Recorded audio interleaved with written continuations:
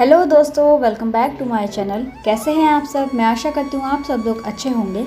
तो आज मैं आप लोगों के लिए लेके आई हूँ कल्विष्ट देवता की कहानी, जिन्हें हम डानागोलू जी के नाम से भी जानते हैं। इनका भव्य मंदिर गैराण में स्थित है। तो चलिए आज जानते हैं गैराण के कल्विष्ट गुरु देवता की कहानी। कल्विष्ट देवता की कहानी लगभग 200 साल पुरानी है। कहा जाता है कि केशव कोट्यूर का बेटा कल्लू कोट्यूर नामक एक राजपूत कोट्यूकोड़ में रहता था। उसकी माता का नाम दुर्पता था। उनके नाना का नाम रामाहरण था।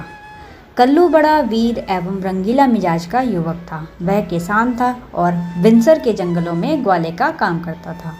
कल्लू अपने साथ हमेशा मुरली, मोचंग, पखाई, रमटा, घुंघराली दातुली, रत्ना कामली, झपुआ कुकुर, लखमा बिराई, खनुआ लाखा, रोमेली झोमेली गाय, भगुआ भैंसा, नागुली भागुली भैंसी, सुनहरी दातुलो, 12 भैंसी और लगभग 12 भैंसे या जतिये रहते थे।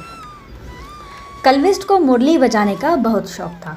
बिनसर में सिद्ध गोपुली के घर दूध पहुंचाते थे और श्री कृष्ण पांडे के घर उसका उठना बैठना था, मतलब मित्रता थी। श्री कृष्ण पांडे की नौलखिया पांडे से दुश्मनी थी। नौलखिया पांडे जी भावर देश के भराड़ी नाम के शैतान को श्री कृष्ण पांडे जी के खानदान को नष्ट करने के लिए लाए थे। कल्विष्ट एक वीर पुरुष था। वो भूत और शैतानों को भगा देता था। उसने भराड़ी शैतान को क्युनिगाड़ के पत्थर के नीचे दबा दिया। भराड़ी ने कल्विष्ट से माफ़ी मांगी, तब उसे छोड़ा। नौलखिया पांडे अपनी चाल सफल न होने पर अत्यधिक क्रोधित हुआ। उसने एक चाल चली जिससे श्री कृष्ण पांडे और कल्विष्ट एक दूसरे के आमने सामने आ जाएं, और उसने एक झूठी खबर उड़ा दी कि कल्विष्ट और श्री कृष्ण पांडे की पत्नी का आपस में संबंध है। श्री कृष्ण पांडे दिल से जानता था कि उसकी पत्नी निर्दोष है, मगर अपवाद दूर करने के लिए उसने कल्विष्ट की हत्या का विचार किया। श्री कृष्ण पांडे राजा का पुरोहित था। उसने राजा से कल्विष्ट की शिकायत कर दी। राजा ने कल्विष्ट को मरवाने के लिए चारों ओर पत्र और पान के बीड़े भेजे। देखें कौन बीड़ा उठाता है। केवल जय सिंह टमटा ने बीड़ा उठाया। राजा ने कल्विष्ट को सादर दरबार में बुलाया। उस दिन श्राद्ध था। उसे दही दूध लेकर आने को कहा गया। कल्विष्ट बड़े बड़े डोकों में दही दूध भरकर राजा के दरबार में ले गया। राजा आश्चर्यचकित हो गए। राजा ने देखा कल्विष्ट के सिर में त्रिशूल और पैर में कमल का निशान बना था। राजा को वह दिव्य वीर और सच्चरित पुरुष लगा। उसने राजा को एक से बढ़कर एक करामातें दिखाई। राजा कल्विष्ट को देखकर चकित रह गए। राजा ने एक दिन जय सिंह टमटा और कल्विष्ट की कुश्ती कराई। कुश्ती में हारने वाले की नाक काटने की शर्त थी। राजा रानी और दरबारियों के सामने कुश्ती शुरू हुई। कल्विष्ट ने जय सिंह टमटा को हराकर उसकी नाक काट दी। दरबार में कल्विष्ट की धाक जम गई और कल्विष्ट से बहुत लोग जलने भी लगे। इसके बाद कल्विष्ट 84 माल गया।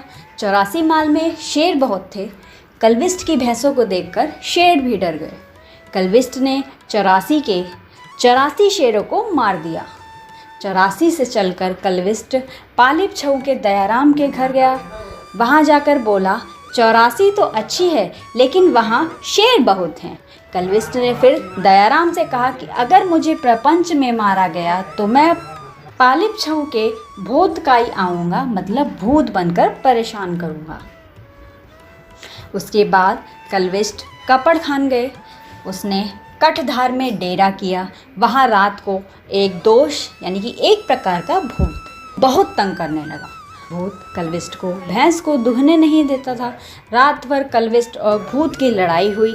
सुबह वह भूत हार गया। कल्विष्ट ने उससे एक वचन लिया, किसी को तंग नहीं करेगा, भूले भटके राहगीर को रास्ता दिखाने में मदद करेगा।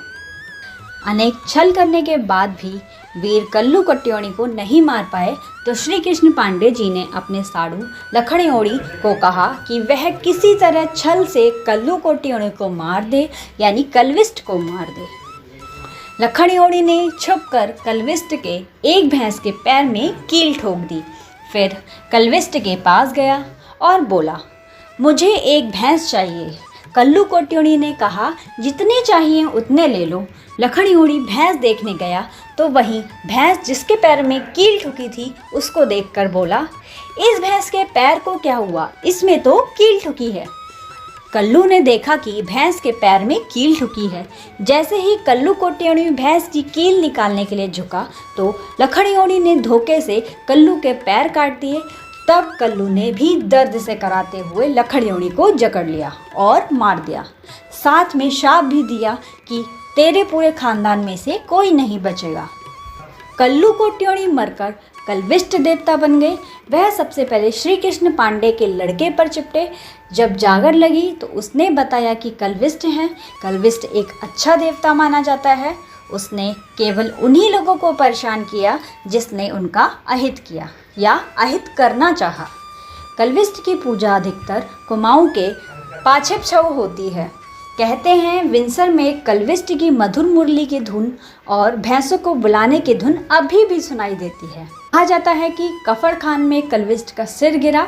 सर्वप्रथम मंदिर उनका कफड़ खान में बनाया गया और जहां उनका धड़ गिरा वो है गैराण मंदिर। गैराण में उनका भव्य मंदिर है। जैसा कि आप देख सकते हैं, मान्यता है कि गैराण मंदिर के गर्भगृह में दो चट्टानों के बीच उनका सिर विहीन धड़ पड़ा है। कल्विष्ट देवता का यह मंदिर गोलू देवता को समर्पित है। कल्विष्ट देवता को गौर भैरव अवतारी माना जाता है।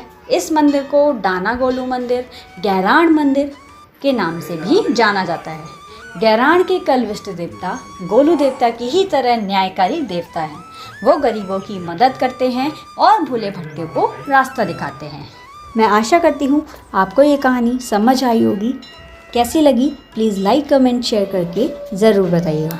और अगर आपने इसका ब्लॉग नहीं देखा है तो मेरी लास्ट वीडियो में जाके देख सकते हैं। तो लेते हैं आपसे विदा और मिलते हैं आपसे ऐसे ही नई वीडियो के साथ। तब तक के लिए नमस्कार।